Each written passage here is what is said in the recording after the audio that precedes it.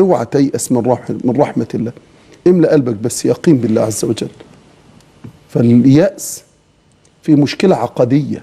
طب غير المسلم ييأس لأنه مش معاه ربنا. انت تيأس ازاي ومعاك ربنا؟ انت تيأس ازاي وانت عارف ربنا؟ تيأس ازاي وانت تعلم ان لك رب اذا اراد شيئا ان يقول له ايه؟ كن فيكون. خلصت. تبقى تيأس ازاي؟ انا باخد بالاسباب وحالي كأني بقول كده: لا الامر امري ولا التدبير تدبيري ولا الامور التي تجري بتقديري، لي خالق رازق ما شاء يفعل بي، احاط بي علمه من قبل تصويري. تذكر جميلي مذ خلقتك نطفة، ولا تنس تصويري ولطفي في الحشا، وسلم إلي الأمر واعلم بأنني أدبر أحكامي وأفعل ما أشاء. لا تدبر لنفسك أمرا فأولو التدبير هلك، سلم الأمر تجدنا نحن أولى بك منك. الله. صباح الخير، صباح الورد، صباح الفل، صباح الياسمين. عاملين ايه؟ وحشتوني جدا جدا. بصوا يا جماعه، تحت عيني خلاص. عارفين الباندا؟ انا بقيت شبه الباندا، اقسم بالله. انا ما بقيتش انام الفتره الاخيره دي، بقيت بنام متاخر وبصحى بدري. هتقولوا لي ليه؟ هقول لكم. مش عارفه، حاسه بتوتر من ساعه الموضوع بتاع العمره وكده، وانا حاسه ان انا يعني قلبي كل يوم بيدق جامد، بالذات يعني بالليل. هقول لكم على حاجه، انا الفتره دي ايه اللي بيخليني اسهر؟ اولا دماغي شغاله وبفكر طول الوقت في السفر وهعمل ايه والمطار والاجراءات، وفي حاجات كده مخوفاني ومش عارفه ليه، لان انا عمري ما سافرت قبل كده في حياتي بره مصر، ولا دخلت مطار ولا ركبت طياره ولا الكلام ده. فحاسه بتوتر مش طبيعي. وكل يوم بالليل اسهر على التيك توك. بعمل ايه بقى على التيك توك؟ بقعد اتفرج على المقاطع بتاعه الناس اللي في العمره واللي في الحرم واللي في المدينه، وبقعد اتفرج بقى على الكعبه. يعني بصوا، مش عارفه اوصف لكم. انا يعني الفتره دي حاسه ان هي فتره يعني ايه، غريبه كده في حياتي. حاسه ان انا في حاجه هتحصل، انا مش عارفه ايه هي، بس ان شاء الله تبقى حاجه حلوه. يعني ان شاء الله تبقى حاجه حلوه. فانا من التوتر اللي انا فيه ومن القلق من موضوع بقى الطياره والسفر، وماما معايا وهنعمل ايه هناك، ويا ترى الفندق هيبقى شكله ايه، ويا ترى يعني الاجواء هناك هتبقى عامله ازاي، يا ترى هنبقى مبسوطين؟ ان شاء الله طبعا هنبقى مبسوطين اكيد يعني، بس ايه الدنيا هتمشي معانا ازاي مش عارفه. يعني انا حاسه ان انا داخله على حاجه مجهوله، معرفش ايه اللي هيحصل. فالموضوع ده مسبب لي توتر، ومسبب لي ان انا ما بعرفش ان انا انام كويس بالليل، وبقعد بقى اعيط. يعني كل ما اتفرج على المقاطع اللي هي بالذات قدام الكعبه وكده، اقعد اعيط قبل ما انام، وقلبي يقعد يدق واقول امتى بقى يا رب امتى. بص، هو عامه فاضل اسبوع من النهارده. يعني النهارده ايه يا ولاد؟ النهارده الاربع، ده فاضل اقل من اسبوع. بص، انا همشي ان شاء الله يوم الثلاث اللي جاي بالليل، اللي هو يوم 11/9 بالليل خلاص. فبدأ العد التنازلي، يعني قولوا كده فاضل 6 ايام كده من ايه، من النهارده. فالايام دي بصوا هي بتعدي عليا يعني هيعدوا عليا كانهم 6 سنين، لان انا عايزه اسافر دلوقتي. لسه ما حضرتش الشنطه، لسه ما جهزتش اي حاجه.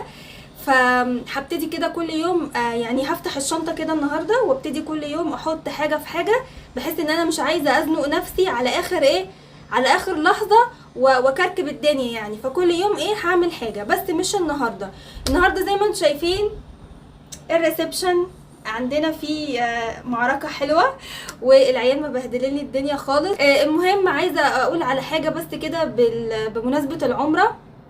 من ساعه ما نزلت الفيديو وانا بيجيلي كميه مسجات على الانستجرام مش طبيعيه، بالذات من متابعيني حبايبي اللي من السعوديه. الناس كلها عايزه تقابلني، والناس كلها عايزه تشوفني، والناس كلها عايزاني اروح عندها. وبجد انا مصدومه اقسم بالله. انا قلت ان انا يعني ايه، انا عارفه ان انا عندي متابعين كتير قوي من السعوديه، بس ما توقعتش ان كلهم هيبقوا عايزين يشوفوني.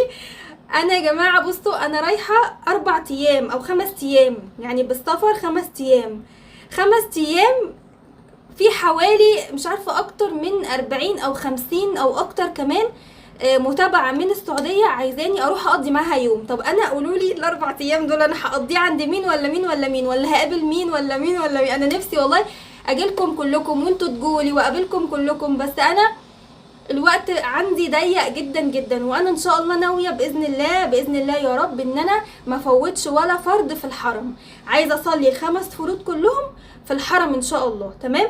ف يعني انا لو فرضا رحت لحد او حد جالي، انا يعني هيكون بعد العشاء، اكيد بعد صلاه العشاء، لان انا مش عايزه افوت ولا فرض، لان هم يا جماعه يعني ما ينفعش خالص. يعني انا والله اذا كان عليا والله اتشرف بيكم، وعايزه اشوفكم كلكم على الطبيعه كده. زيتوا دايما بتكتبوا لي تعليقات، انتوا بتشوفوني بس انا مش بشوفكم، معرفش شكلكم ايه ولا كده.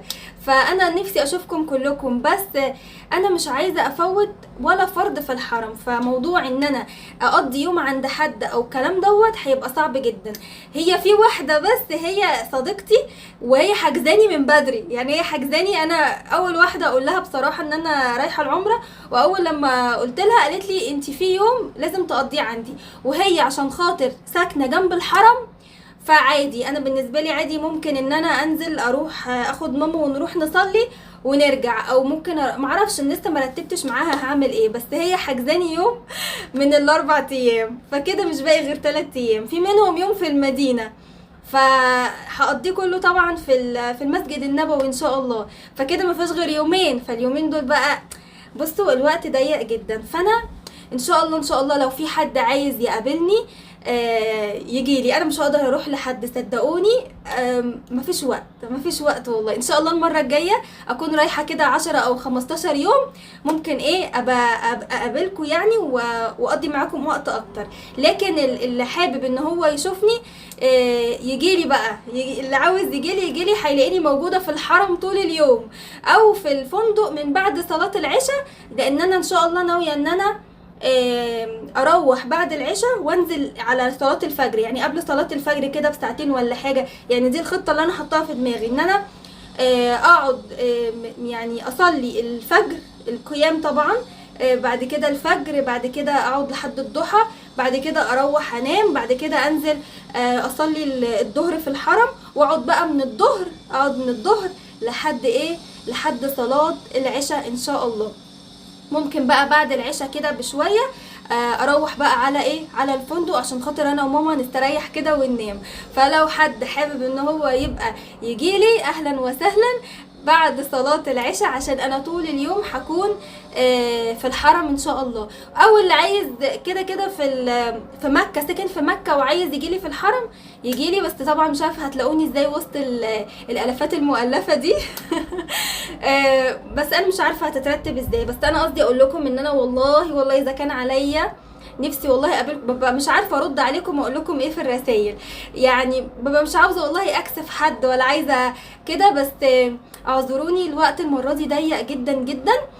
بصوا الفندق اللي انا هنزل فيه اسمه قصر العليان، انا ما اعرفش ده قريب من الحرم ولا بعيد، بس هو في باص خاص بالفندق بيودي وبيجيب. تمام. فاعتقد ان هو مش قريب قوي للحرم مادام في باص، لان هما ما كتبوش ان احنا ممكن نمشيها.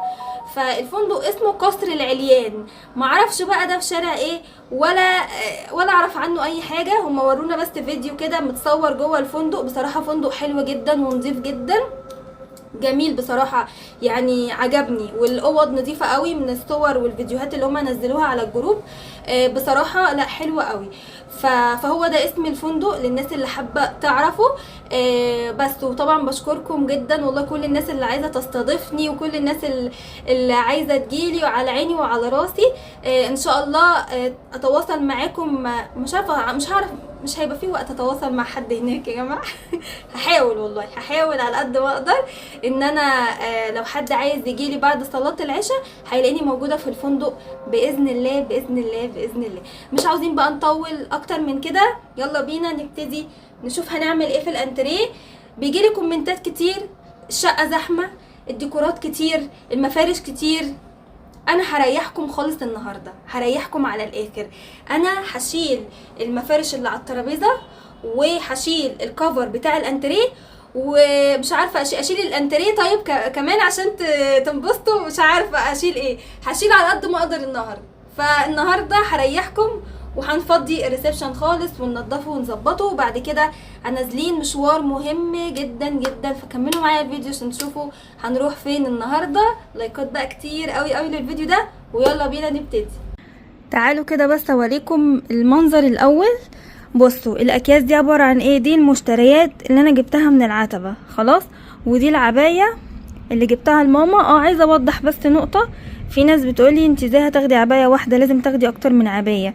انا واخده يا جماعه كذا عبايه وماما كذا عبايه، بس انا قصدي اقول لكم ان انا جبت يعني الجديد اللي انا اشتريت عبايه دي لماما، واشتريت لها كمان واحده اهي. بصوا شيك قوي قوي قوي، تحفه جدا جدا. انا قصدي العبايات دي اللي احنا هنعمل بيهم العمره. انا البيضه وماما السودا. واخدين بقى معانا عبايات تانية نقضي بيها بقيه الايام، لكن انا قصدي ان احنا دول بتوع العمره ان شاء الله. دي الطرحه والعباية نفسها وديتها للخياطة علشان قستها، لقيتها واسعة قوي قوي قوي، يعني مكتوب على التيكت من ورا ان هي 3 اكس لارج، وما كانش فيه غير القطعة دي بس، اخر قطعة. فطبعا انا مقاسي اكس واحد، فوديتها بقى للخياطة عشان تضيقها من عند الكم ومن عند الوسط، لان هي واسعة جدا جدا جدا. بس فدول بقى دلوقتي هشيلهم في اوضه النوم في الدولاب، وهشيل برضو المشتريات ديت جوه. وتعالوا بقى لما اوريكم الدبدوب اهو. بصوا شايفين الارض عايزه تتمسح ازاي. شايفه العيال كبوا هنا ايه، عصير ده ولا شاي؟ ده يا جماعه بتاع الشنطه. دي الشنطه اللي انا جبتها اهي، دي الشنطه اللي انا جبتها. والدبدوب اهو بيتخلع.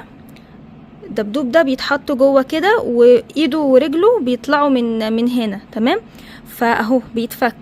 فالناس قالت لي لا احتياطي، يعني علشان حرام ان انتي تدخلي حاجه فيها روح. ما دي ما فيهاش روح، بس يعني احتياطي، يعني ما تاخدهاش اصلا معاكي وانتي مسافره. فخلاص يعني انا كنت ناوي ان انا اسافر بيها عادي مثلا في المطار وكده، ولما اكون نازله رايحه الحرم اشيلها بس. وعلى ايه انا لما ارجع بقى ابقى اركبها واخرج بيها هنا عادي. المهم دوت خلاص هشيله، مش هسافر بيه. وهسيب بقى الشنطه كده زي ما هي. بصوا الشنطه تحفه جدا، وفيها فيها اماكن كتير، فيها سوسات كتير عجباني قوي، ومن الجنب كمان ومن الظهر. بصوا في سوسته كمان هنا من ورا. فبصراحه الشنطه جميله جميله، وهي كانت عجباني عشان الدبدوب. بس خلاص مادام قلتولي حرام ان انا اخش بيها في الحرم، فطبعا الواحد مش هيضيع الثواب يعني، ويضيع عمرته عشان خاطر بتاع ملوش لازمه ده. فهشيله مش هاخده معايا.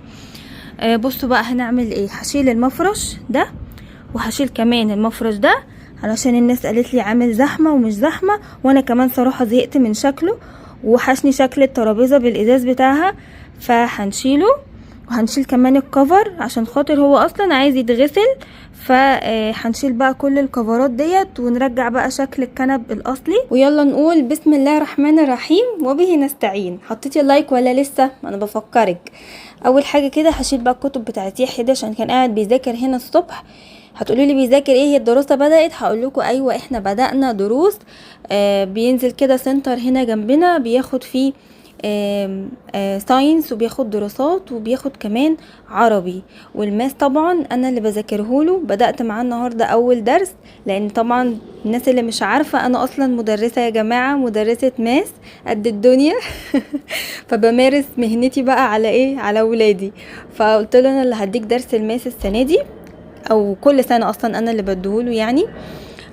هو سنة رابعة، والمواد السنة دي تقيلة شويتين، بس احنا عشان كده بدأنا بدري علشان المنهج كبير، ونلحق ان احنا نبقى واخدين فكرة كمان عن المنهج قبل لما ندخل المدرسة، يدخل كده يبقى فاهم وعارف الدنيا ماشية ازاي. تمام.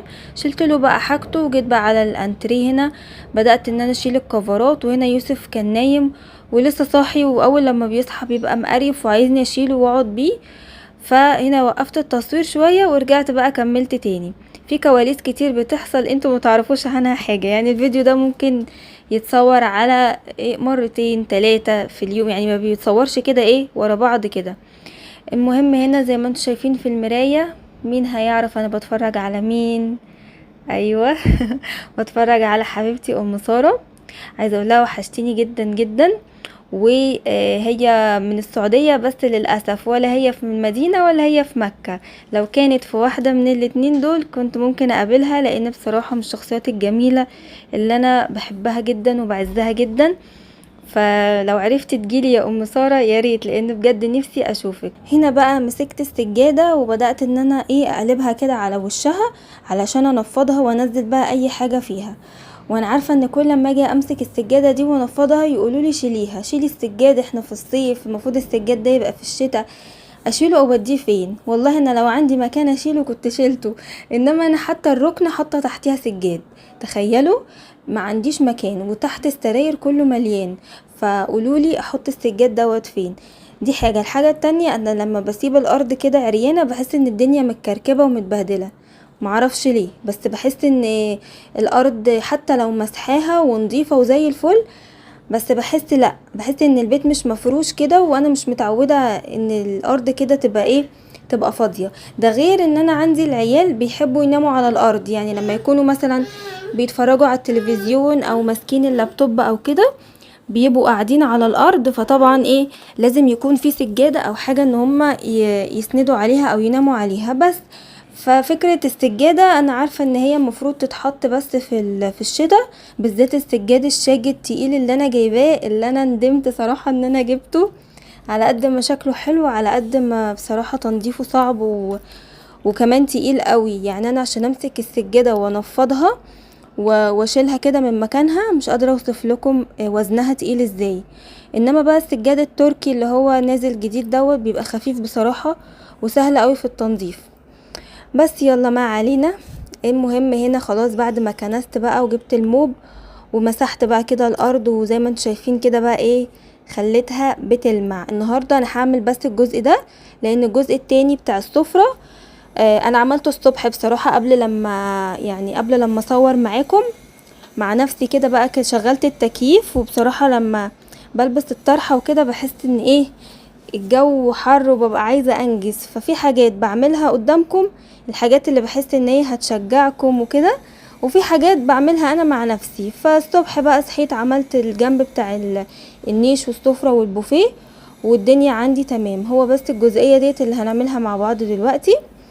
هنا خلاص كده سبت الارض بس تنشف كده 5 دقايق، وهبتدي بقى افرش السجادة تاني. وحطيت بقى هناك كده المشاية السودا الصغيرة دي، بحطها كده قدام البلكونة علشان اللي داخل واللي طالع، ساعات النجيلة بيبقى فيها تراب وكده فما يبهدليش الدنيا جوه. بس هنا يوسف نام تاني، متعرفوش ليه، يعني هو لسه صاحي من النوم دخل لاني مشغلة التكييف، انتوا عارفين بقى الجو بتاع التكييف ده بينيم، فجه هنا يكمل نومه. فقمت غطيته كده عشان كان لابس بس البامبرز، فقلت عشان ما يبردش يعني وكده. عايزه اقول لكم ان يوسف اليومين دول عيان جدا جدا، عنده دور سخونيه جامده قوي، ورحنا كشفنا له. بعد ما رحنا للدكتور النهارده في اخر الفيديو خلصت الدكتور ده ورحت على الدكتور التاني بتاع يوسف، والدكتور قال لنا ده فيه فيروس منتشر، وادانا حقن وادويه وحاجات كتير، وبقه كده طالع له فيه حبايه مش عارف ان هو ياكل منها بسبب الدور السخونيه والبرد ده. فادعوا له كده ربنا يشفيه يا رب، ويشفي كل اولادكم، وما تشوفوش فيهم اي حاجه وحشه يا رب. يوسف لما بيبقى تعبان ببقى انا مقريفه انا كمان بصراحه. المهم هنا رجعت بقى كده الترابيزه وشلت بقى المفرش، وكان بقالي كتير ما شفتش شكل الترابيزه بصراحه، كانت وحشاني قوي. لمعتها بقى وجبت بقى الصينيه بتاعه الديكور. على فكرة الصينية دي تنفع للديكورات وتنفع كمان للتقديم عادي جدا، ممكن انتي تقدمي فيها للضيوف عصير، جاتو، اي حاجة. هي شكلها شيك قوي، وكنت جايباها من جاليريا اللي هو على جسر السويس، وفي كمان ليهم فرع في النزهة الجديدة، وعندهم كمان بيدج على الانستجرام، بس هم اسعارهم غالية شويتين. في اوقات بيبقوا عاملين فيها عروض وخصومات، وفي اوقات لا، بس بصراحة جتهم تحفة وشيك جدا جدا جدا. مسكت بقى كده الحاجات، بدأت ان انا ألمعها من التراب هي بس العيب الوحيد اللي في الصينية ديت ان فيها الاطار ده فيه يعني مخرم كده، فتنظيفه بصراحة بيبقى غلس، عشان اعرف انضف التراب اللي في الدواير دي بيبقى صعب. بس في الاخر نضفتها اهو، وحطيت المبخرة والطفاية والزرعة الصغنطوطة دي والمناديل، بس مش هحط اي حاجة تانية على الترابيزة. شايفين بقى شكلها بقى حلو ازاي؟ هنا بقى هبتدي ايه اظبط الستاير، وكده اكون خلصت الحمد لله. عندي الريسبشن الحمد لله بيتلم بسرعة، يعني ما فيهوش ايه حاجات كتير، لان ايدي فيه اول باول، يعني تقريبا بعمله يوم ويوم لا. نطفي بقى كده الانوار، لان احنا الصبح وانا بشغل النور بس ساعة التصوير، غير كده بحب اقعد في ضوء الشمس الجميل بتاع ربنا دوت، بيحسسني براحة نفسية. وسبت بقى هنا يوسف نايم، مرضتش ايه اشيله عشان لو شلته هيصحى ويقعد بقى يزن وكده. كان هنا واخد المضاد الحيوي، الدكتور كاتب له مضاد حيوي، هو دوت اللي بيخليه ايه ينام، بيهمده يا عيني. بس وده كده شكل الريسبشن بعد ما شلت بقى كل حاجة. قولولي بقى رأيكم، شلت المفارش وكل حاجة، يا رب تكونوا كده مبسوطين. ودلوقتي بقى لبسنا ونازلين، رايحين فين بقى؟ ولا رايحين نتفسح ولا رايحين نخرج ولا نغير جو ولا الكلام ده يا جماعة، احنا رايحين بربطة المعلم كده، كلنا رايحين للدكتور. رايحين للدكتور ليه بقى؟ رايحين لدكتور الأسنان، دكتور محمد. طبعا انتوا عارفين ان انا مش بتابع غير معاه، سواء انا او احمد او العيال. هو دكتور محمد العمري ممتاز بصراحة، وبتابع معاه على طول، وهو اللي كنت عاملة عنده تبييض الأسنان اللي الناس كلها بتسألني عليه، وبيقولوا لي انتي أسنانك عاملة تبييض فين، وأسنانك حلوة ما شاء الله. فالتبييض يا جماعة أنا عاملاه عند دكتور محمد العمري. أنا رايحة دلوقتي العيادة، مش ليا بقى، ليحيى وليوسف الاتنين. مالهم بقى يحيى ويوسف؟ هقولكم. عندي يحيى في سنة كان بيبدلها. صوفي تعالى يا يوسف، بصوا بهدلولي الانتريه ازاي، شايفين؟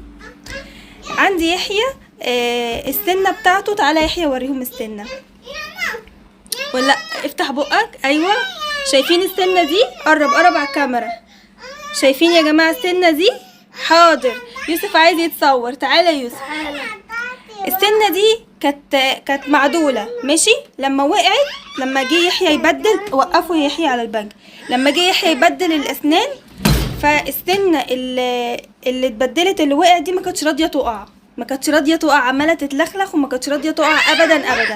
فضلنا مستنيين لحد لما الجديدة اللي هي طلعت دلوقتي دي طلعت فوقيها.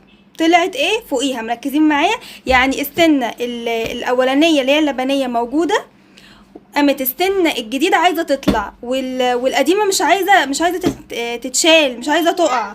حتى يحيى فضل يحاول بايده، وانا فضلت احاول ان انا اخلعها، معرفناش، فاتأخرنا عليها، فالجديدة طلعت فوق. تمام.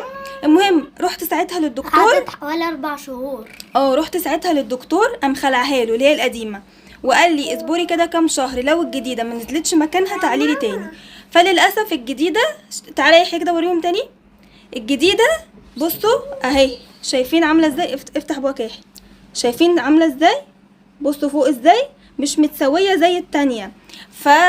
فصورتها للدكتور وبعتها له امبارح، قال لي هاتهولي نعمل له اشعة ونشوف بقى هنظبط له السنة دي ازاي عشان تنزل مكانها. تمام. عندي بقى يوسف، تعالى يا يوسف، تعالوا موقف.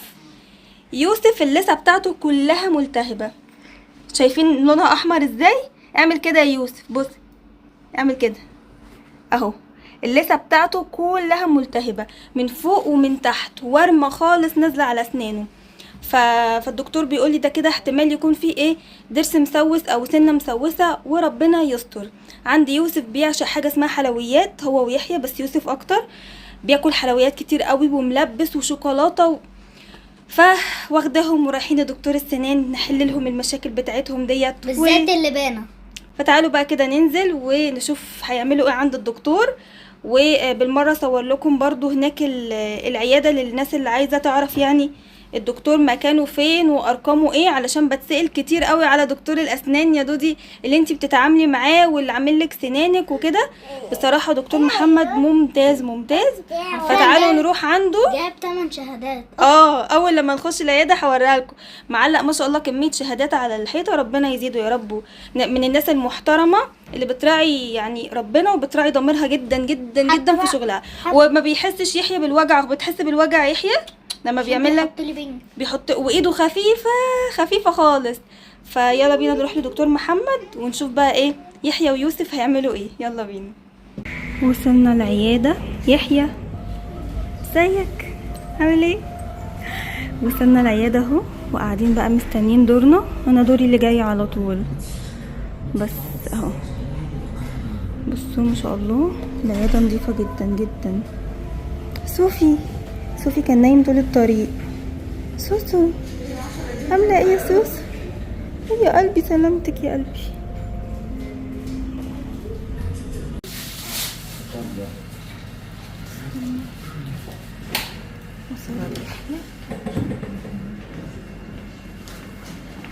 يوشي وريني سنتك.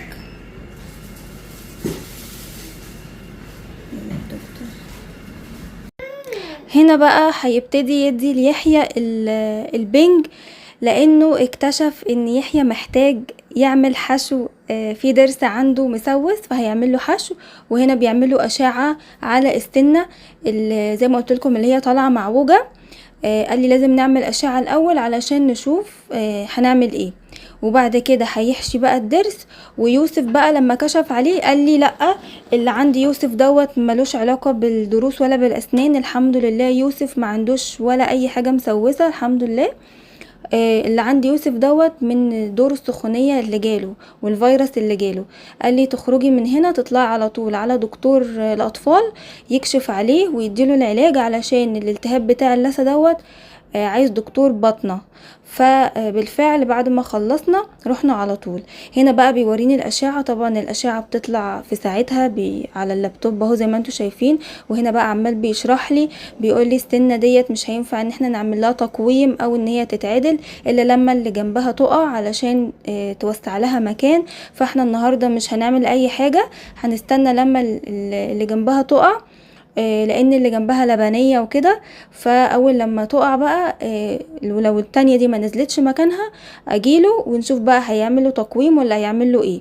فبصراحة طمني، ان كنت فاكرة ان السنة ديت هتفضل على طول كده ثابتة في مكانها ومش هتتحرك، يعني طبعا شكلها وحش جدا ان هي مش متسوية كده بالاسنان اللي جنبيها. بس طلع ده شيء طبيعي، لان يحيى عنده مشكله في اسنانه اصلا من جوه، ان هي مزنوقه. يعني بصوا الاشعه طالعه عامله ازاي. فقال لي كل ده هيتحل ان شاء الله وما تشيليش اي هم. يعني بصراحه ممتاز. يعني انا مش بقول كده عشان حاجة، بس فعلا اكيد انا مش هودي ولادي لدكتور اي كلام. انا بالذات الدكاترة دول لازم يبقى حد يعني ممتاز علشان خاطر آمن على نفسي وعلى ولادي عنده. وكمان عايزه اقول لكم ان العيادة نظافة مش طبيعية بجد. وكمان الاسعار بتاعته كويسة جدا، مش غالي خالص خالص.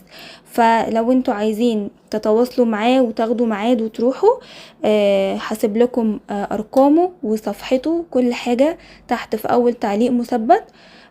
بجد مش هتندموا. اي حد بيخاف من دكاترة الاسنان لما يروح لدكتور محمد هيغير فكرته عن دكاترة الاسنان تماما، لان انا عارفة ان في ناس كتير عندها فوبيا من دكاترة الاسنان بسبب ان هما بيحسوا بألم او الدكتور ايده بتكون تقيلة او الكلام ده. بصراحة لا، دكتور محمد مفيش عنده الكلام ده خالص. وزي ما شفتوا بنفسكم يحيى كان بياخد دلوقتي ابرة البنج، وانا عندي يحيى بيخاف جدا من الحقن، ولا عيط ولا اي حاجة. بصراحة ايده خفيفة خالص. شايفين بقى كمية الشهادات ما شاء الله اللي هو واخدها. يعني حاجة كده ربنا يا رب ايه يعني يكرمكم في اولادكم وتشوفوهم كده دكاترة ومهندسين وناس كده نافعة للمجتمع. وانا بتمنى والله ان انا اشوف يحيى في يوم من الايام كده، يعني اشوفه دكتور مهندس حاجة كده مشرفة، وان هو يفيد الناس وينفع الناس. بس كده هنا بقى ايه كنت قاعدة مستنية يحيى يخلص واحمد ويوسف بقى كانوا قاعدين مستنيين بره. وبعد ما خلصنا رحنا بقى على الدكتور بتاع يوسف زي ما قلت لكم، واداله بقى حقن ومضاد حيوي وحاجات. الحمد لله على كل شيء. بس كده، ده كان الفيديو بتاعي النهارده، يا رب يكون عجبكم، ودعواتكم ليوسف يقوم كده بالسلامه وربنا يشفيه. واشوفكم على خير بقى ان شاء الله بكره في فيديو جديد، روتين جديد. مع السلامه.